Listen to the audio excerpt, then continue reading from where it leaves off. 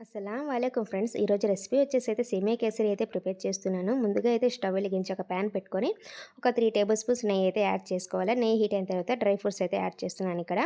అక్కడ నేను dry fruits అయితే తీసుకున్నానండి. నేను కాజు, కిస్మిస్ ఇవన్నీ బాగా ఫ్రై అయిపోయిన తర్వాత ఒక ప్లేట్లో తీసుకొని అదే ప్యాన్లో 1 కప్పు సేమియా తీసుకొని బాగా మీడియం ఫ్లేమ్లో పెట్టి గోల్డెన్ బ్రౌన్ వచ్చేంత వరకు అయితే ఫ్రై చేసుకోవాలి. అది కూడా ఒక ప్లేట్లో తీసుకొని అదే ప్యాన్లో 1 కప్ సేమియాకి 2 కప్స్ వాటర్ అయితే కరెక్ట్‌గా సరిపోతుందండి. వాటర్ ఇలా బాయిల్ అవుతున్నప్పుడు ముందుగా మనం ఫ్రై చేసుకోం కదా సేమియా, అది కూడా యాడ్ చేసేసి ఒకసారి బాగా కలుపుకొని మూత పెట్టేసి మీడియం ఫ్లేమ్‌లో బాగా కుక్ చేసుకోవాలండి. ఇది బాగా కుక్ అయిపోయిన తర్వాత సేమియా కూడా మనకి మెత్తగా ఉడికిపోయింది కదా! ఈ స్టేజ్‌లో ఉన్నప్పుడు మనం ఒక హాఫ్ కప్ షుగర్ అయితే కరెక్ట్‌గా సరిపోతుందండి. లేదు మీకు స్వీట్‌నెస్ ఇంకొంచెం ఎక్కువగా తినేవాళ్ళైతే ఇంకో పావు కప్పు షుగర్ అయినా యాడ్ చేసుకోవచ్చు. షుగర్ మొత్తం బాగా మెల్ట్ అయిపోయిన తర్వాత కొంచెం ఫుడ్ కలర్ యాడ్ చేస్తున్నానండి. ఫుడ్ కలర్ అనేది మీ ఆప్షనల్ అండి.